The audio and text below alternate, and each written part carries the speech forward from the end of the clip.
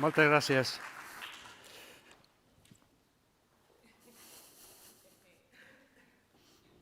Soc normal.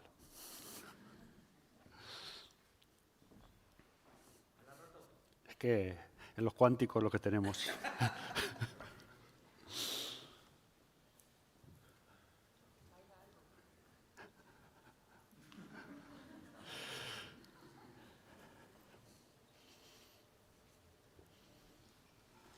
Bueno, he de decir que aparte, además de todo eso, me dedico ahora a bioinformática que no tiene nada que ver con todo lo anterior. Y es un poco de lo que voy a hablar hoy. Bueno, no de bioinformática, sino de genética. No lo voy a liar.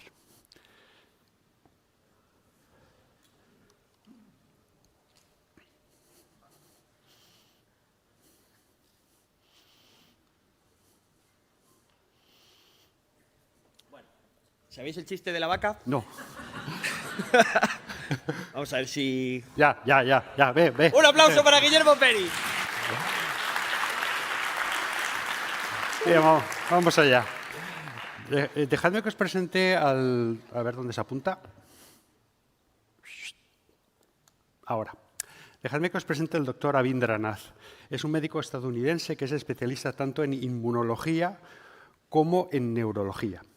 En el año 2005 tuvo un caso en el que se requerían los conocimientos de ambas materias. Era un joven de 29 años que le habían diagnosticado tanto de una infección con VIH que le provocaba SIDA, como de esclerosis lateral amiotrófica, que es una enfermedad neurodegenerativa que en su caso estaba evolucionando muy rápidamente. Pues tenía dolor y debilidad muscular en las manos. Cosas tan sencillas como comer con cubiertos o abrir una ventana le era imposible, y ya no hablemos de caminar solo o incluso levantarse de una silla. Y esta enfermedad estaba avanzando muy rápidamente. Así que cuando el doctor Nath le propuso tomar antirretrovirales para curar el VIH, este paciente se negó. Dijo, ¿para qué me voy a curar de VIH si voy a morir de ELA? Pero insistió y acabó convenciéndole. Pues bien, al cabo de un año, el tratamiento con antirretrovirales mejoró el estado de salud de este enfermo, pero de la ELA. Y esto es algo muy sorprendente. Los antirretrovirales se usan para atacar virus. Y la ELA es una enfermedad neurodegenerativa. Ahí estaba pasando algo raro. Efectivamente. Así que el doctor Nath estuvo investigando y vio que ya había algunos estudios donde parecía que algunos pacientes de ELA se curaban o mejoraban su salud utilizando antirretrovirales. También había unos estudios que decían que en estos pacientes en sangre habían marcadores de virus, pero no se encontraba nunca el virus entero, o sea, que no había infección. Y ahí fue cuando al doctor Nath se le ocurrió que quizás estos antirretrovirales contra la ELA actuaban no contra un virus que nos llegara desde fuera, como una infección externa, sino que quizá venían de unos virus que no sé si lo sabéis, los tenemos todos en nuestro interior, en todas nuestras células, en todos nuestros cromosomas, porque nacemos con ellos, los heredamos, los traemos de serie. Y son lo que se conocen como retrovirus endógenos. Un nombre muy raro, lo sé, pero voy a intentar explicar un poco por qué se llaman así. Bueno, primero se llaman endógenos porque los fabricamos en nuestro interior. Efectivamente, esa es la señal. Y los fabricamos en nuestro interior porque están en nuestros genomas, están en nuestro ADN. Como os he dicho, nacemos con ellos. Esto nos lleva a una primera pregunta, que es ¿cómo llegaron ahí? Y tiene que ver un poco con la palabreja retrovirus, que es un poco lo que voy a intentar explicar ahora. Sé que muchos sabéis que todos tenemos, en casi todas las células de nuestro cuerpo, en los núcleos de las células tenemos ADN, que el ADN, pues, conforma una cierta parte de lo que vamos a ser como personas. De ese ADN hay una pequeña parte, que son los genes. También habréis oído hablar de los genes, ¿verdad? Los genes simplemente son los que contienen instrucciones para fabricar proteínas. ¿Vale? De los genes, del ADN, se pasa a proteína. Pero para eso hay que pasar por un intermedio, que es el ARN mensajero, que seguro que todos habéis oído hablar por la pandemia de COVID y cómo se fabricaron las vacunas, ¿vale? Entonces tenemos el esquema ADN, ARN mensajero, proteína. De genes tenemos muy poquito, o sea, solo el 2% de nuestro genoma son genes, solo el 2%. Pues este esquema tan sencillo empezó a complicarse con nuevas flechas. Y es que se encontraron unos virus que eran capaces de ir en sentido contrario y fabricar de ARN pasaban a ADN. Como es en sentido contrario, un poco parece que se retrocede, a este proceso se le llamó retrotranscripción, a transcripciones de ADN a ARN y retrotranscripción de ARN a ADN, y a los virus se les llamó retrovirus.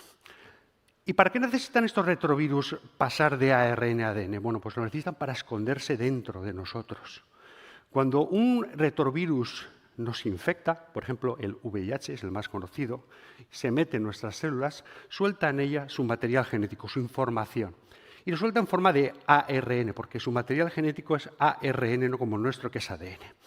Y claro, como tiene que colarse y meterse y confundirse con nosotros, lo que hace es que convierte ese ARN en ADN y lo mete en nuestro propio ADN para que nadie lo encuentre ahí. Con el tiempo, lo que ocurre es que en estas células, siguiendo su funcionamiento normal, empiezan a fabricar virus a partir del ADN que están en estos núcleos, y estos nuevos virus pueden infectar a otras células. Evidentemente, el material genético de este virus se integra en los genomas de las células que ataca, evidentemente. Eso hace que, si alguien se infecta con uno de estos virus, por desgracia, por ejemplo, con un VIH y infecta células de pulmón, bueno, pues si esta persona tiene hijos, como las células del pulmón no intervienen en la reproducción de ninguna forma, pues los hijos no tienen ese genoma del virus en sus células. Pero a veces ocurre muy raramente, pero ocurre, que estos retrovirus se las ingenian para invadir lo que se llaman las células germinales, las que fabrican los espermatozoides, los óvulos. Y ahí entonces cambia la cosa. Ese gen, ese virus, se transmite a los hijos de forma que todas las células de los hijos contienen el genoma del virus. Esto, como digo, pasa muy poco, muy poco. Pero muy poco no quiere decir que no haya pasado a lo largo de años de evolución desde los primates, incluso desde antes. Y nosotros, como seres humanos, hemos heredado todas esas infecciones del pasado, de forma que hoy en día el 8% de nuestro genoma son secuencias de retrovirus. El 8%. Recordad que de genes tenemos el 2%. Tenemos en nuestro genoma más retrovirus que genes. Aquí os he dejado un esquemita muy tonto de lo que es un retrovirus, no le hagáis ningún caso, simplemente es para que entendáis que los retrovirus también tienen genes que fabrican proteínas, ¿vale? No hay que preocuparse, nosotros no vamos a fabricar estos virus, porque a lo largo de cientos de miles de años de evolución, de millones de años, estos virus, estas secuencias de nuestro genoma han sufrido mutaciones que los han desactivado. Más aún, han perdido trozos. Más aún quedan solo un trocillo de ellos. Así que, en principio, no deberíamos preocuparnos. Otros animales no han tenido tanta suerte. Por ejemplo, los koalas. Los koalas tienen en sus genomas retrovirus endógenos activos. ¿Esto qué significa? Que las células de los koalas fabrican los virus que les enferman a ellos desde dentro. Es terrible. Y les provocan una enfermedad que es similar al SIDA. Tienen problemas, tienen una cierta predisposición a padecer infecciones y a tener tumores. Y, de hecho, están en peligro de extinción por esta causa y por otras causas medioambientales. Están en peligro de extinción en Australia. Pero, como digo, a nosotros no nos ocurre esto, porque no tenemos retrovirus activos, retrovirus endógenos que estén completos. O eso creíamos. Porque en el año 2015 se hizo un estudio bastante amplio de la población y se encontró que el 2% de la población tiene virus completos en su genoma que no han sufrido ninguna mutación, ningún cambio, están enteritos.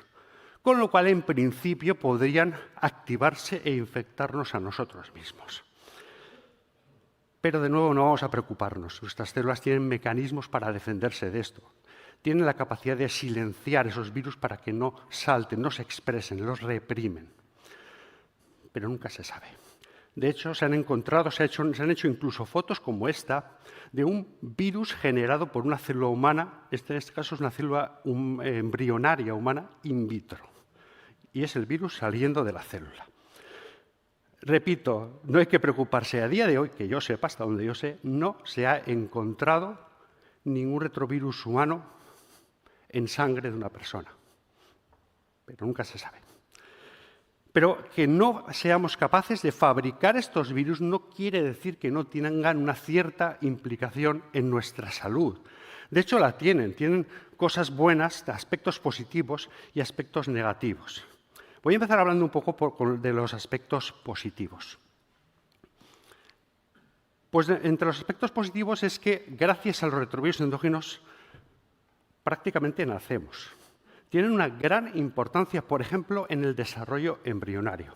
Sabéis que cuando se forma el cigoto a partir del espermatozoide, del óvulo, este es una célula, se divide en 2, 4, 8, 16, blástula, mórula, todo eso que igual a algunos suena, y las células empiezan a diferenciarse, a tender a ser unos tejidos u otros. Pues en este proceso son necesarios unos genes que son muy específicos del desarrollo embrionario. Pues bien, para que estos genes funcionen necesitan secuencias de retrovirus endógenos. Así de sencillo. O que estén en esas secuencias en el genoma, porque actúan porque esos genes o unas proteínas se quedan ligados a ellos, o necesitan que esté ese ARN del virus por ahí flotando. Hasta el punto de que hay experimentos que nos dicen que si se reprimen esos virus en células embrionarias in vitro, el embrión no prospera. No solo eso, también son importantes en el embarazo. Durante el embarazo, entre el útero y la placenta se forma una capa de células que se sabe que producen una proteína que se llama sincitina.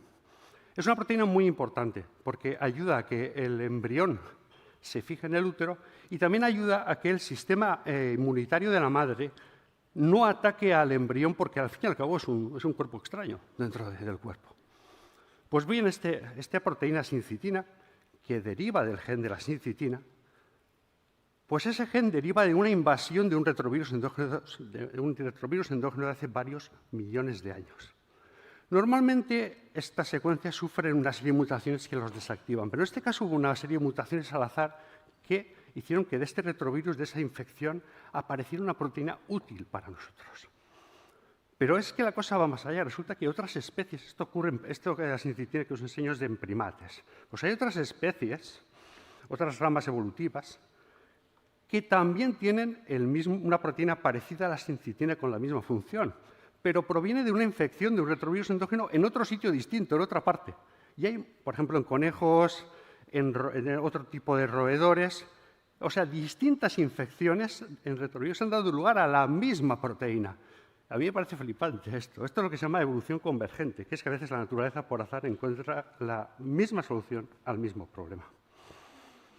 Ya por dar un último ejemplo de la bondad de estos retrovirus endógenos, el año pasado se publicó un estudio en el que se veía que actúan también como guardianes del genoma, evitando que otras familias de retrovirus nos ataquen, o sea, nos protegen de cierta forma. Pero como digo, no sé si se me oye bien, como digo, no solo son cosas buenas, sino también son cosas malas. Y es que los retrovirus endógenos nos causan enfermedades individuales y a veces enfermedades concretas para todo un grupo. Por ejemplo, se han encontrado asociaciones de retrovirus endógenos con esclerosis múltiple, esquizofrenia, trastorno bipolar, algunos tipos de adicciones y, por supuesto, también tumores. Hay una asociación, voy a ver, suele causar expectación cuando lo veo. Es que hay una serie de tumores en los cuales en las células se encuentra que hay expresado una gran cantidad de ARN de secuencias de retrovirus endógenos. Pero ojo con esto, porque a veces tengo que ir avisando, porque uno se piensa que hemos descubierto la repera. Que haya una asociación no implica que sea una causa, ¿vale? Por ejemplo, en el caso de tumores, hay un gran consenso científico de que aparecen estas secuencias de virus como consecuencia de la enfermedad. En las células tumorales hay una gran inestabilidad genómica, hay un caos absoluto, entonces parece que pueden moverse más. En este caso serían consecuencia. Hay otras enfermedades que no está tan claro. Y luego está el tema de la ELA con el que he empezado la charla. Una enfermedad terrible que sufren muchísimas personas en el mundo. Quizás el más conocido es el físico Stephen Hawking, que falleció hace unos años. Desde que al doctor Nath se le ocurrió pensar que había una asociación entre retrovirus endógenos y ELA, ha habido muchísimas investigaciones, sabemos muchas más cosas. Por ejemplo, sabemos que en muestras post-mortem de tejido cerebral de enfermos de ELA, repito porque es muy largo, muestras post-mortem de tejido cerebral de enfermos de ELA, hay secuencias de retrovirus endógenos, bastantes. Y esto no ocurre con una persona que ha muerto por causas naturales, por un accidente, ni siquiera que tenga otra enfermedad neurodegenerativa como Alzheimer o Parkinson. Solo pasa con pacientes de esclerosis lateral amiotrófica. No en todos, en un tercio. Un tercio más o menos de estos pacientes tienen una gran expresión en sus células cerebrales de retrovirus endógenos. ¿Y por qué? Bueno, pues aquí hay muchísimas hipótesis. La verdad es que os he de decir que no se sabe todavía, pero hay bastantes hipótesis en estudios. Os voy a decir una que a mí me parece la más plausible, pero no tiene por qué ser la de verdad. Una de estas hipótesis quiere decir que, no sé si os acordáis que los virus que tenemos en nuestro genoma tenían mutaciones, se perdían trozos, pero puede ocurrir que, aunque solo quede unos trocitos, ese trocito coincida con un gen que fabrique una proteína y esa proteína sea tóxica. Se sospecha en concreto de lo que se llama la espícula, las puntas esas de alrededor del retrovirus. Lo de espícula sonará también de coronavirus, que es como se dice el ARN para las vacunas. Los coronavirus también tienen espícula. Pues se sospecha que hay algunas personas en las que se fabrica esa proteína del retrovirus que tienen alrededor. De hecho, el doctor que os he comentado al principio, el doctor Avindranath, hizo un estudio con ratones transgénicos, ratones a los que les ponía ese gen que fabrica esta espícula en personas, se lo puso al ratón. Y el ratón, pues, ¿qué le ocurría? Moría antes, tenía síntomas compatibles con la ELA y se vio que solo le afectaba el retrovirus a las neuronas motoras, que son las responsables del movimiento. Es lo único que ocurre, es algo que también ocurre con los enfermos de ELA. Esto sería una hipótesis y habría que pensar si esto puede ser útil para mejorar la enfermedad.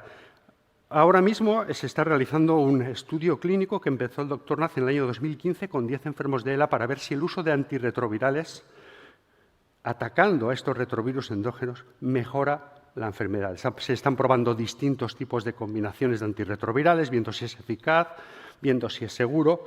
No os puedo decir nada porque los resultados saldrán justamente el próximo año. Así que ya veis que esto del tema de retrovirus endógenos es algo bastante serio, que hay muchísimos grupos de investigación ahora mismo trabajando en ello.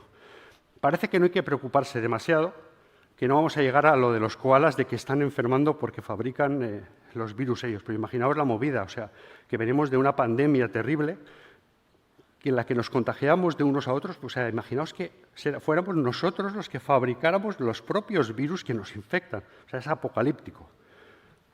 Bueno, si a alguien le interesan estos escenarios apocalípticos, esta idea ya se le ha ocurrido a alguien.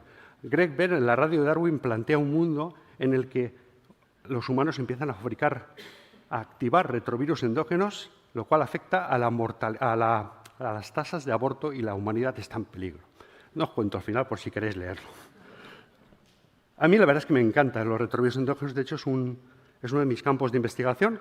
Yo trabajo con un grupo de investigación del Centro de Genómica y Oncología de Granada, un grupo dirigido por la doctora Sara Rodríguez Heras, en el que investigamos la relación que puede haber entre los retrovirus endógenos y una enfermedad concreta. Ya para concluir, habría que responder a la pregunta ¿al final son buenos o malos estos retrovirus endógenos? ¿Son ángeles o demonios? Bueno, por un lado son buenos porque nos han ayudado a conformarnos como son, nos han ayudado en nuestra evolución, nos han dado mejoras evolutivas, han hecho que algunas proteínas que nos son muy útiles provengan de ellos. Pero son malos porque provocan enfermedades. Pero justamente por esto hay muchos grupos de investigación ahora mismo, entre ellos el nuestro, que está intentando encontrar esa relación entre retrovirus endógenos y salud con distintas enfermedades y así poder evitar todos los problemas que nos traen estos virus que, como os he contado, traemos de serie. Muchas gracias.